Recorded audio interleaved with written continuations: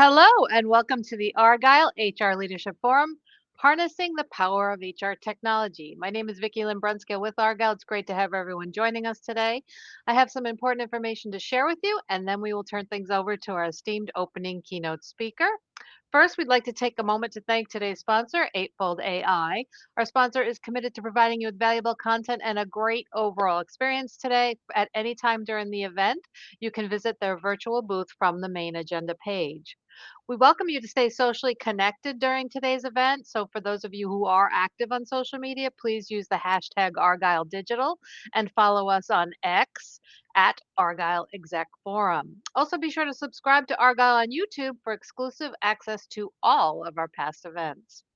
And I just want to take a moment to touch on our content neutrality policy, which we've curated based on the feedback we received over the years from our members. We've worked closely with our speaking faculty today to ensure that you receive a set of balanced and neutral viewpoints during the sessions, and we appreciate our members' support of this policy. And finally, and most importantly, we want to hear from you. So during each session, we encourage you to submit your questions and comments in the Q&A box on your screen. And following each presentation, we've set aside time for our speakers to weigh in on those questions. Thank you everyone again for joining us. Now let's get started. Without further ado, I'd like to introduce Casey Concrite, Head of Talent and Human Resources at FAM Brands, FAM Brands. We are excited to have Casey with us for his opening keynote presentation titled Optimizing HR Tech for Max Cost Efficiency. Welcome, Casey, and over to you. Hi, good morning, Vicki Lynn. Thanks so much for having me, and good morning, everybody. It's great to start off the day being called esteemed. Probably the last compliment that I'll get in human resources today, so I'm just going to hang right on to it. Really pleased to be here this morning and being able to show all of you some of the stuff that we've done. We're going to focus a little bit on cost efficiency. We're going to focus on the talent, the performance, the recruiting piece, and how that has come together, and how HR at Fan Brands is really leading the charge in terms of artificial intelligence, RPA, and technology adoption across the business. So there we go. So first, what we did, we really had to take a look at, as we, dove deep into our own journey here around technology and how that impacts performance and our workforce and our management and just the general scalability of the business. And, we really have a lot of things that are happening this year. So, the biggest one is, how do we scale, beyond the $3 billion threshold, while we're also relocating our office. Even though we're only relocating our office by, I think it's like 10 miles, the commute increases by 1 to 2 hours each way for some of our employees, which of course causes turnover, which of course causes other issues downstream in terms of legacy knowledge and who does what. And how we're retaining people and how we support people through this. And we really needed to look at a lot of solutions that aren't necessarily HR driven, but could be HR driven to support our business. We're a department with no egos. We love change. We love to adapt new technology to what we do. And it's worked really well for us over the last 7.5 years that I've been here. And now we're seeing the impact across the organization, down to even just how we schedule the cleaning of our office. And I do encourage you to ask questions throughout as well as I'm speaking, and we'll get those addressed. So when we took all of our issues, we had to really look at tools to support modern work, because the solution to just continuously add people is not sustainable long term. You end up adding so many people that you start laying people off. You have too many people, everybody's stepping all over each other. Nobody really understands who's doing what. And so we had to look at, what is our ecosystem going to look like to support our people and our business simultaneously, but also how we do it collaboratively versus surveillance. So it wasn't just about implementing Active Track to track people's work and what they were doing.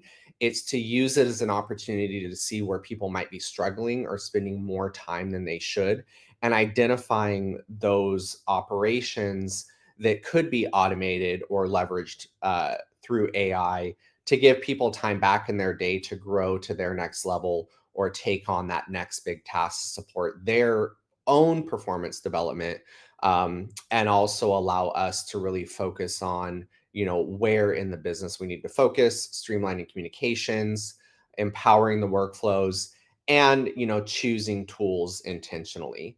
One theme that I'll probably say more than once is when you buy a product that's I guarantee you 9.999 times out of 10, it's not actually AI.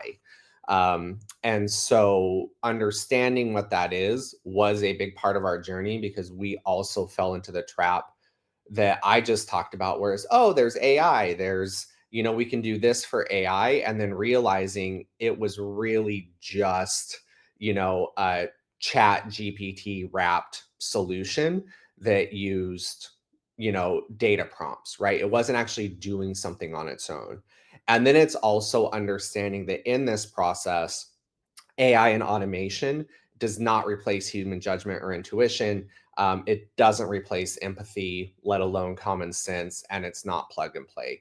So it really is about, how we look at these solutions to support our people and advance our mission and culture, not just trying to save money by putting in a piece of technology or spending money to put something in place that, in theory does all of these things in snake bite quotes.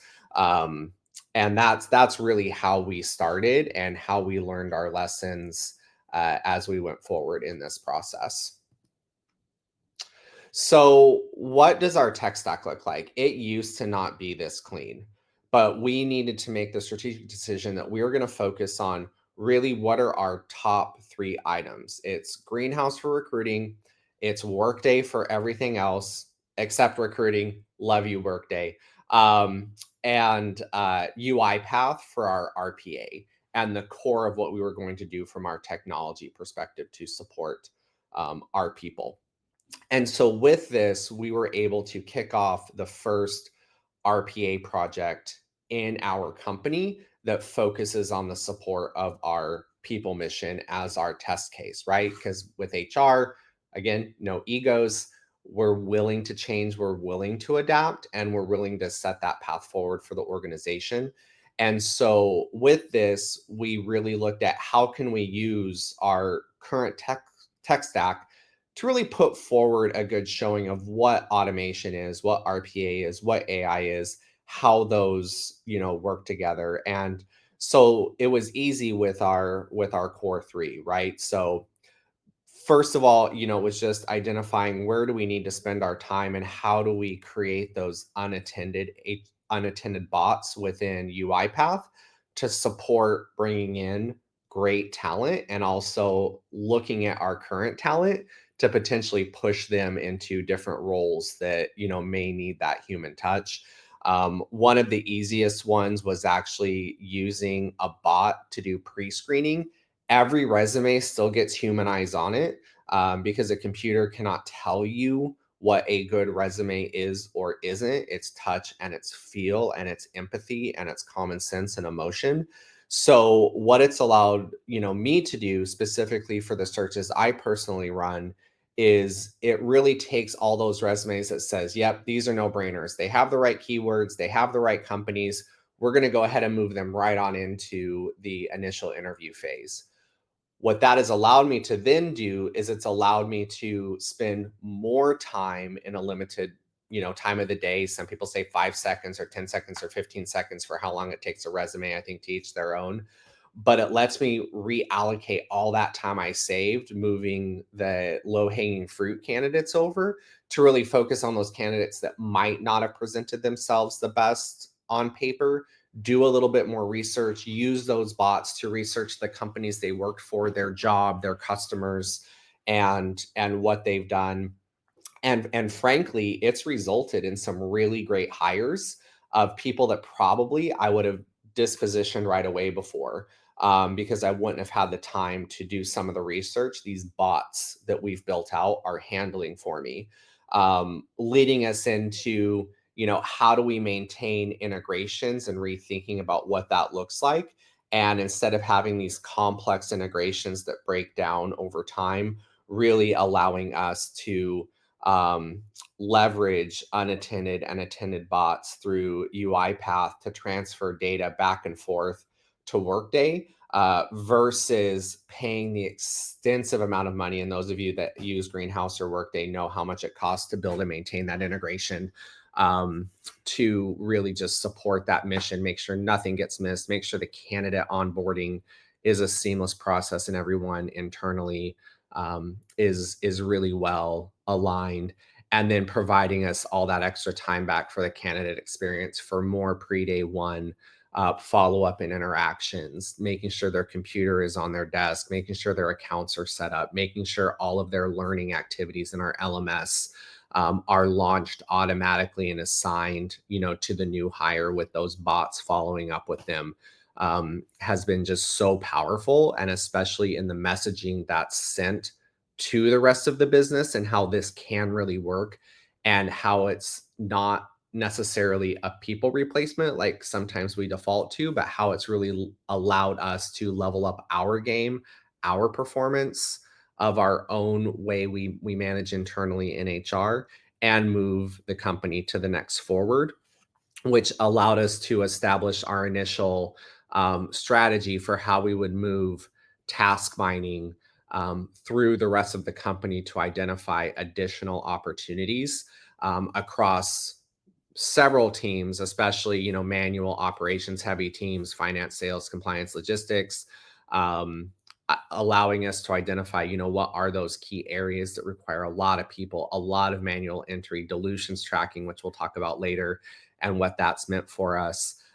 How people have been brought into the process. They've seen the HR has done it. They've seen that people haven't lost their jobs because of this, and allowing us to onboard a lot more champions throughout the organization and letting people see, touch, and feel how this task mining works. So they're not feeling like someone is looking over their shoulder with the intent to get rid of them, which has allowed us to really eliminate those fears within the company that initially existed when we started off on this path. And we hear it every day. I'm sure you're hearing it within your organizations as well. So we took that, developed it into a phased approach with how we are able to deal with each project based on all of our failings in the initial project within our own internal group.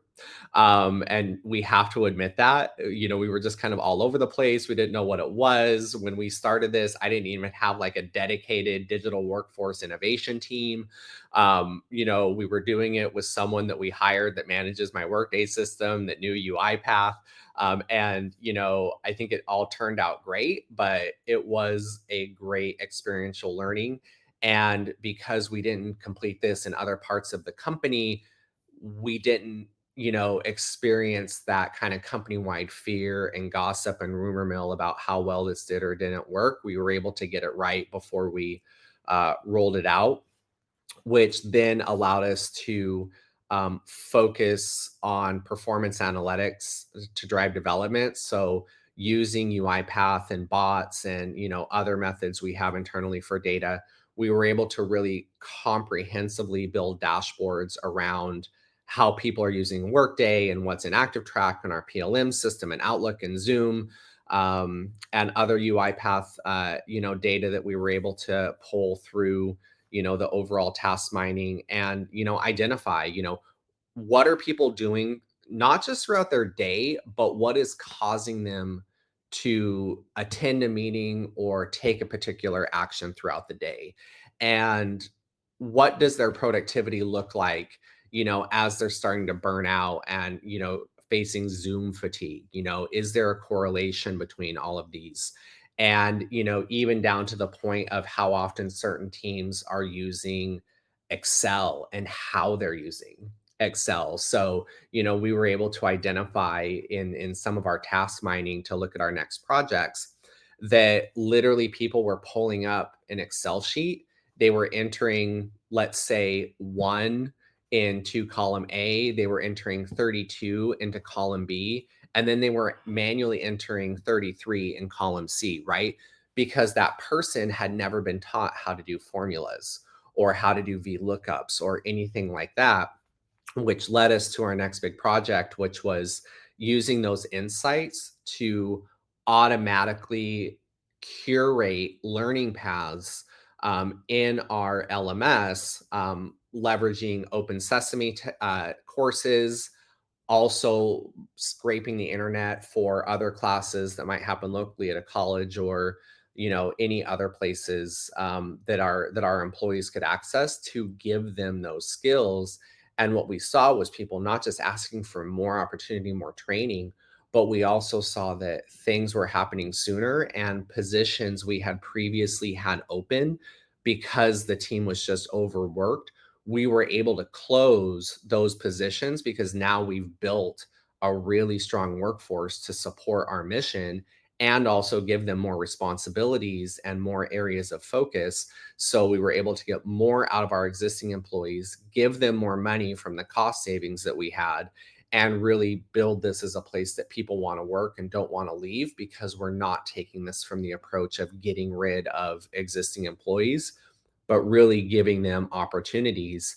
And if one day that means that, hey, that takes them to another company, maybe they come back. We have a lot of boomerangs and we love it.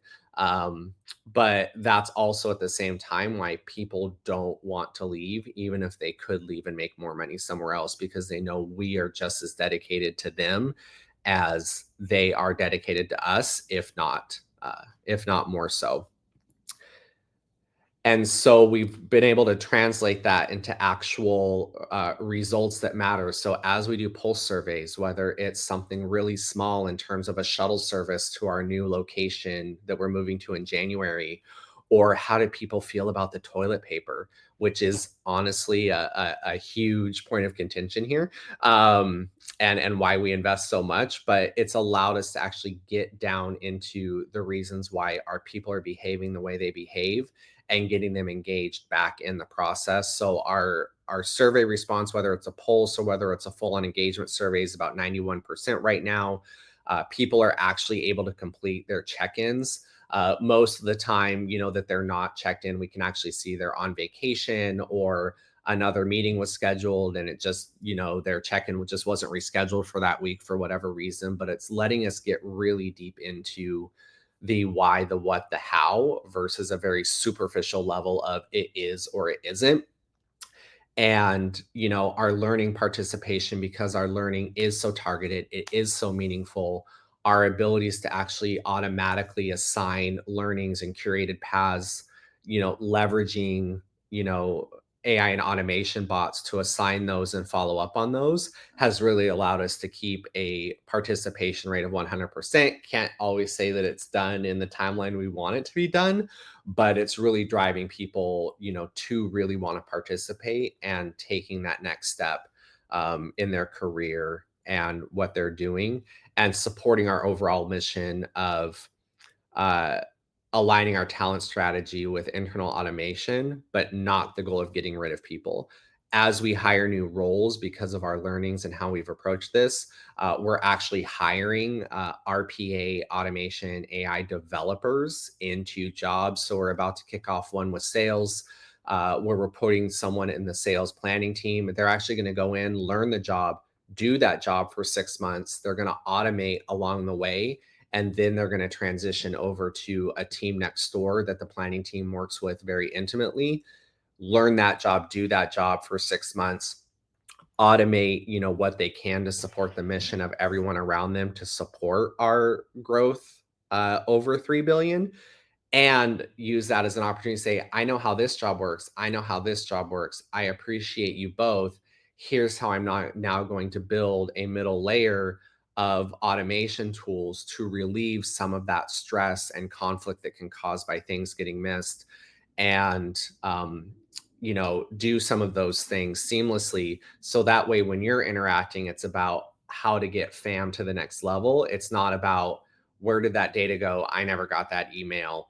And it's really pulling in, all of this digital workforce innovation that we've always wanted, just didn't know how to deliver on, which I know we all struggle with. And it's really made something magical in the organization, and it's made automation and AI a very non-scary thing, which has allowed us to really um, put in our process delivery at scale, how we roll this out to the rest of the organization. And, it's been great. Um, and one of the things I talked about dilutions, for those of you that may be in CPG or apparel, dilutions is a big thing because it is representative of a lot of money that we may be getting back from customers.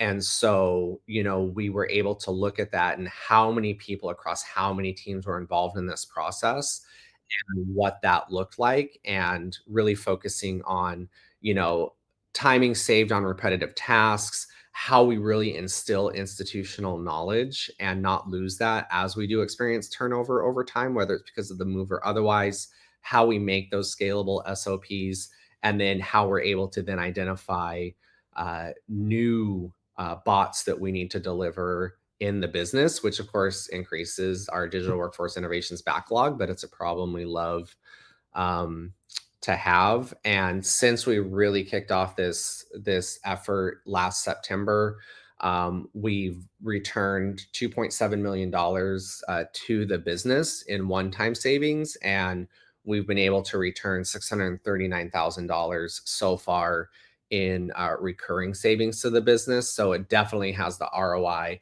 And this is after implementing all that technology. It is after building teams around digital workforce innovation. And we're still saving money with even adding some of those costs. And it's really been something beautiful. So we're going to get to Q&A here. There's a lot of good questions I can already see. And, these are really two things. I cannot attribute these to myself. I wish I really could. It was someone much smarter than I am. But, it's true. Reality is for people who can't cope with art. And, as much as we talk about, rules and laws and all these things, managing people, dealing with people, it's an art. It's not a science. AI is an art. It's not a science. But what I can definitively say is true, and I don't know who wrote this, but I think it's something we should all live by in this process. AI won't replace HR, but HR professionals who use AI will replace those who don't. And it's something very important that we have to really dive into, but it's also important at the same time that we don't just assume this because something says it's AI, it's AI. I use beautiful.ai to help me build this presentation. It's where it's sharing from right now. But at the end of the day, in reality, it's not really true AI. It's not really learning. It's leveraging conversations and feedback and input, and it's very two-way. And that's just really what I want everyone to realize, that it sounds cool, but do what's best for you, do what's best for your business, do something that's meaningful, not something that's just going to be looked at as a cost one day. So with that, we'll take some questions. If I can find my mouse here, there we go. I'm talking about AI and automation and technology, and I can't find my mouse. Maybe I don't feel so esteemed anymore, Vicky Lynn, but I appreciate the compliment. Um, Would you like me to read those out, Casey? Sure, that would be great. The first question that came in is, what are some best practices for successfully integrating AI into our current recruitment processes? Yeah, I think number one, don't make one of the same mistakes that I first made, which was using AI to replace my own judgment and independent discretion and common sense. I tried that a couple of times, and honestly, it just left me frustrated. And I think it wasn't really fair to candidates because they didn't get a fair shake, because it really was a process where people were being eliminated before I even got the chance to put my 2 cents in. AI should not replace interviews. I really don't believe that there is really any tool out there that can really replace that human to human interaction, which is why I love Zoom interviews, at least with my initial step. So If you want to use AI to leverage it to go do candidate research, the companies that they've looked at, pull out those candidates automatically that are, easy wins, no brainers for an interview to give you, time, for other people. If you're going to leverage AI to, or conversation, chat GPT automation to come up with, emails and getting those out and things like that that are very meaningful to the person, 100%. Just don't use AI as your actual full on, end to end candidate screening method. Do not use AI for interviewing. I've experienced, some of those in demos and whatnot where it's like an AI person that's like talking to you, and it's a very, very weird experience. And I think it looks cool from our side, but from the candidate perspective, how would you feel in their shoes? So, just put yourself in the candidate's shoes, make them the most important before you make your AI decisions in the recruitment process. Don't remove that human element is my best advice. Um, yeah. Excellent. Good advice.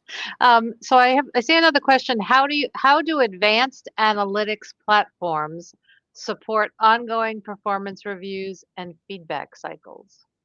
Yeah, absolutely. So there's a couple of things in here. So one, it's, I call it the harping game where I'm constantly trailing people, but now we have a bot that reminds people, to do these things. And I think how some of these analytics platforms come in is it gives us core data. It gives us a baseline for conversations, which gives us the time to really ask the why. Simon Sinek start with the why. So, too often in these processes, we can focus on the what or the how, but not really why we got to where we are. So, being able to have some of these things automated in terms of data collections and showing up on these dashboards really allow us to focus on, really what is the important piece, what's going on with the person, that's, causing the data to look the way it is allowing us to really put those curated performance review, processes in place because we're no longer focused on just data collection and using that as the entirety of the story for someone's performance and how those feedback cycles occur. But it's allowing us the time to really look holistically across the entire experience of that individual here at work, and what could cause them to be struggling, which a lot of times can be, something that's going along at home. And so that's really what it gives us the time to do is really focus on the human aspect and what matters. And, that's why it's been successful. And, going back to the automation piece of it, of really using, what's happening to build bots to take on some of those follow-up tasks and giving us time back in our day to be human again, and not just data centric, data focused robots ourselves. And if I didn't answer that question exactly the way it was intended, please feel free to drop another line in, and I'll circle back to it, or you can reach out to me later. That's cool. My contact information is there. Wonderful. That's a good way to wrap this session. We are just about out of time here. So unfortunately, we won't get to all the questions, but we will certainly forward any to Casey that do come in. Thank you, Casey, for such a practical presentation. I'm sure that you're going to hear from lots of attendees. And I want to thank everyone for joining us today for this session and remind you that this session, along with all of today's content, will be available on demand following the event. And as a reminder, please do check out the prizes and raffle rules section to see how you can earn points to win a prize. And our next session will begin at 11:35 a.m. Eastern Time, and that will be a panel discussion titled From Intention to Impact: Creating Inclusive Workplaces for Business Growth. Please click the join button that will appear on your screen to be redirected to that session, and we look forward to seeing you there. Thank you again, Casey. Thanks, Vicky. Then.